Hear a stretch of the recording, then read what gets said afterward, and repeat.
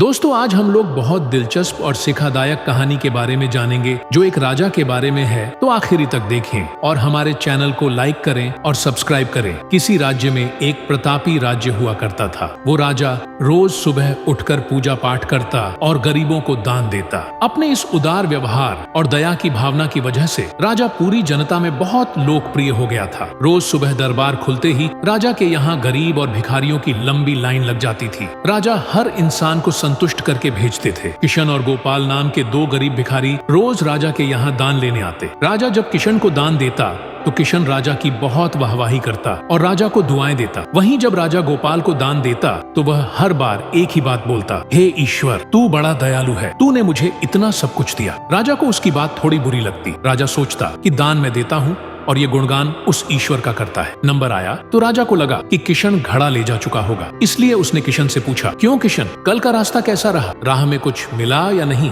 किशन ने कहा, महाराज, रास्ता इतना सुंदर था कि मैं तो आंखें बंद करके घर चला गया, लेकिन कुछ मिला तो नहीं। फिर राजा ने गोपाल से पूछा तो उसने बताया कि राजा, कल मुझे चांदी के सिक्कों से भरा एक घड़ा मिला। ईश्वर ने मुझ पे बड़ी कृपा की। राजा किशन से बड़ा गुस्सा हुआ। उसने कहा कि आज मैं तुझे धन नहीं दूंगा, बल्कि एक तरबूज दूंगा। किशन बेचारा परेशान तो था, लेकिन कहता भी तो क्या, चुपचाप तरबूज लेकर चल पड़ा। उधर राजा ने गोपाल को रोजाना की तरह कुछ धन दान में दिया। किशन ने सोचा कि इस तरबूज का मैं क्या करूंगा, और यही सोचकर वो अपना तरबूज एक फल वाले को बेच गया। अब जब गोपाल रास्ते से गुजारा, उसने सोचा कि घर कुछ खाने को तो है नहीं, क्यों ना बच्चों के लिए एक तरबूज ले लिया जाए। तो गोपाल फल बेचने वाले से वही तरबूज खरीद लाया जिसे किशन बेच गया था। अब जैसे ही घर आकर गोपाल ने उस तरबूज को काटा तो देखा उसके अंदर सोने के सिक्के भरे हुए थे। गोपाल ये देखकर बड़ा प्रसन्न हुआ और ईश्वर का धन्यवाद देते हुए बोला, हे ईश्वर, आज तूने मेरी गरीबी दूर कर दी। तू बड़ा दयालु है, सबका अन्नदाता है। अगले दिन जब राजा दान दे रहा था